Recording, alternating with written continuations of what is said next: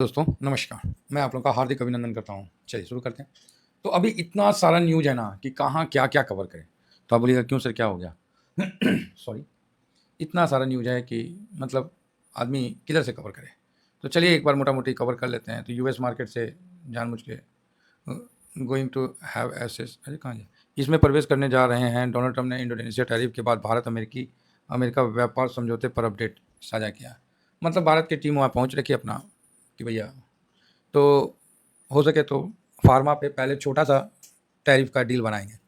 तो भारत के साथ पूरा तो डील नहीं होना है, छोटा डील होने की संभावना ज़्यादा दिख रही है। तो ट्रम्प ने इंडोनेशिया के साथ टैरिफ समझौते का दावा किया, है ना? इंडोनेशियाई वस्तुओं पर 19% टैरिफ लगाया।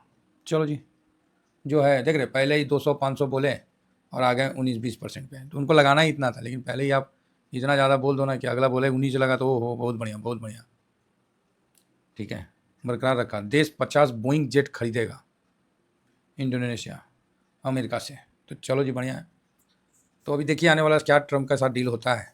लेकिन इतना तो मान के चलिए कि भारत झुका नहीं है, भारत खड़ा है। भारत झुका नहीं है, भारत टाइट है। और अभी एससीओ की मीटिंग में जयशंकर साहब चाइना गए हैं और जिनपिंग साहब से भी मिले हैं, विदेश मंत्री से भी मिले हैं और ड्रैगन और हाथी का साथ-साथ जो चाइनीज़ बोलते हैं, तो वो सिस्टम है। ठीक है। उधर खबर निकल के आ रहा है कि रूस के साथ जो भी ट्रेड करेगा उस पर नाटो देश के चीफ बोल रहे हैं कि उस पर भारी टैरिफ। अरे भैया नाटो देश तुम्हारी चीफ की ऐसी की तैसी, ससुरा तुम खरीदे तो बाबा और दूसरा कोई न खरीदे तो गड़बड़। और जानबूझ के वो भारत को टारगेट कर रहा है। तो भारत शुरू से टारगेट में रहा है, ठीक है।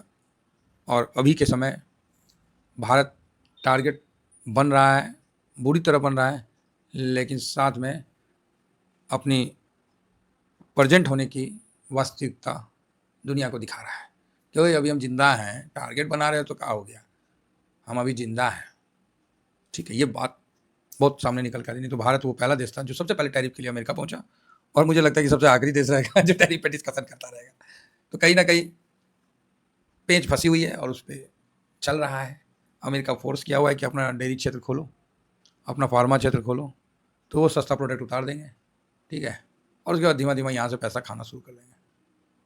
टेस्ला का भी शायद आज मुंबई में ओपनिंग है ना, में भी ऐसा।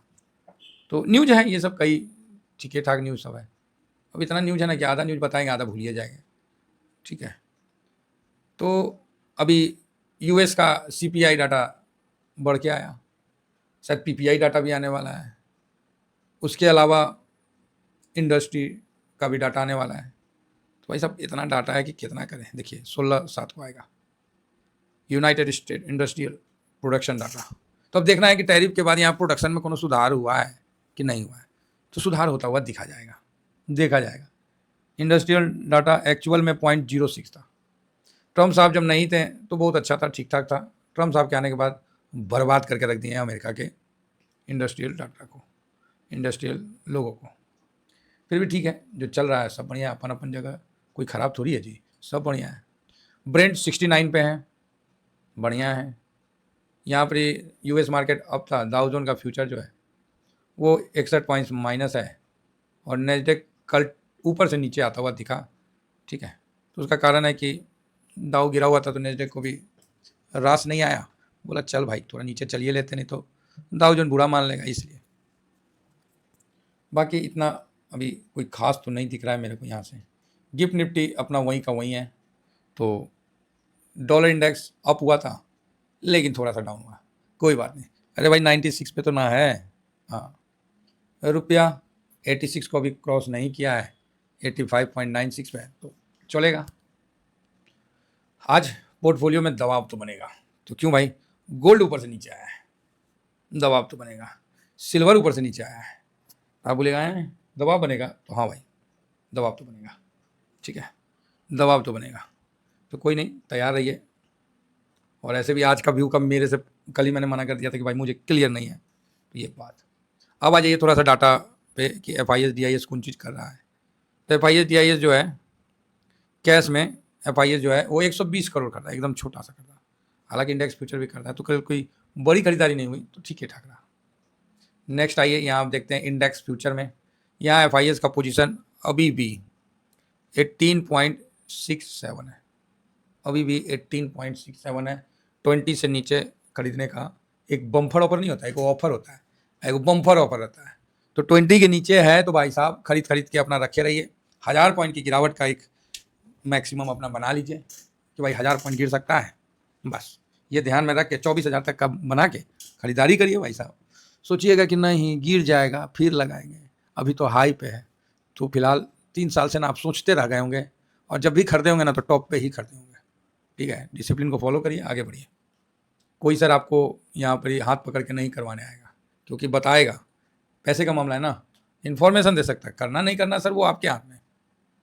और ETF क्या है, ये म्यूचुअल फंड का पावर है, स्टॉक की तरह ट्रेड करता है, इसलिए काफ़ी अच्छा इसका रिस्पॉन्स पिछले मात्र 3 साल में बढ़ा है, मात्र 3 साल में, 2022 के बाद से।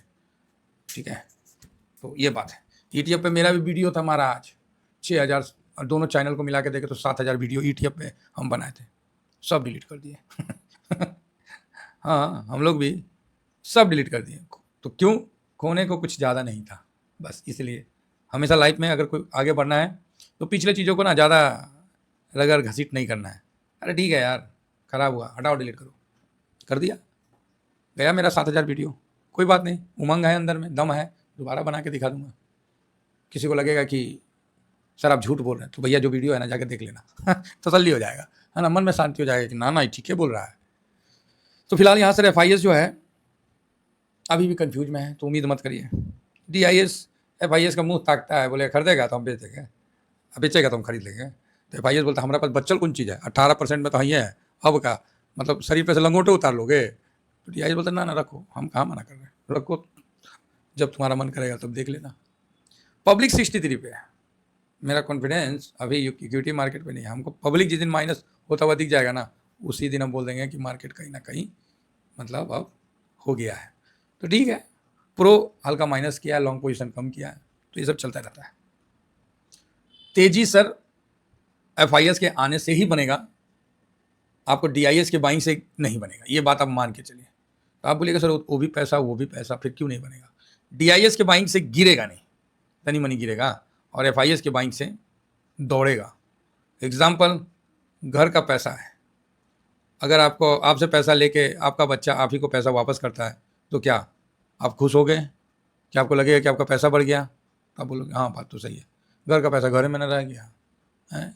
मान लीजिए आपका बेटा आप ही से कुछ खरीद लिया, तो घर का पैसा घर में रह गया, तो पैसा बढ़ा कहाँ? पैसा बढ़ेगा कब? जब बाहर से कोई आया और वो कुछ सामान आपसे लेके पैसा दे के गया, तो आप एक स्टेप अप हो गए। सेम FIS के साथ है। FIS आते हैं तो अपने साथ बाहर लेके आते हैं, बाहर मतलब पैसा, है ना, तो वो बात है। तो कल का गिरावट और कल का जो हल्का सा भी तेजी, तो 22.57 से 22.67, अगर ये नीचे आता है तो बढ़िया है, नहीं तो मैं जो ऐसा समझ रहा हूँ कि PE जो ना जब 20 से ऊपर निकलता है तो 23 तक जाता है, 23 मतलब हाँ 23 के आसपास जाता है, फिर वो नीचे आता है 22 के आसपास आता है, या 21 50 के पास आता है, और जब ये ऊपर निकलता है तो फिर 23 को क्रॉस कर देता है।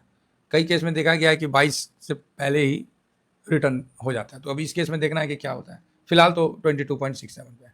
तो चलिए सारा चीज़ हम लोगों ने एक जगह समझ लिया है, अब एक जगह सबको रख देते हैं अपने चक्की पे। FIS ना ना ना, FIS कुछ नहीं, शांत है, ठीक है, निगेटिव है। DIS पॉजिटिव है, प्रो न्यूट्रल है, इंडिया विक्स पॉजिटिव है, PCR कोई खास इशारा तो दे नहीं रहा है, न्यूट्रल ही कर देते हैं। गोल्ड निगेटिव है, क्रूड ऑयल पॉजिटिव है, US मार्केट न्यूट्रल है, रुपया कमज़ोर है, डॉलर इंडेक्स पॉजिटिव है, और PE निगेटिव है। 4 निगेटिव, 4 पॉजिटिव, 3 न्यूट्रल, गजब का डाटा आपके सामने है। इस डाटा के बेस पे ये क्लियर है कि मार्केट किसी भी एक साइड नहीं बैठेगा, आज दोनों तरफ का मूवमेंट देगा। तो इसका आप ध्यान रखिए। उसके लिए आपको अगर एक तरफ 25 पकड़ लीजिए और एक तरफ 25,330 पकड़ लीजिए। 25,000 कोई लेवल नहीं है, लेवल है 24,790 मतलब 800, तो यहाँ से इसके बीच का है। तो अब 25,000 बीच में ऐसी रख लीजिए पेंडुलम की तरह, तो आज ये इस लेवल में अगर रहता है तो बेटर है। फिलहाल आज इतना ही कहकर अपनी वाणी को विराम देना चाहूँगा। बस ये कहूँगा कि US मार्केट में जो है आराम से पोजीशन होल्ड करिए, गोल्ड सिल्वर में दबाव होगा, अब इक्विटी पे देखना है कि क्या होगा। तो इतना ही कहकर अपनी वाणी को विराम देता हूँ। Thank you very much. जय हिंद, जय भारत।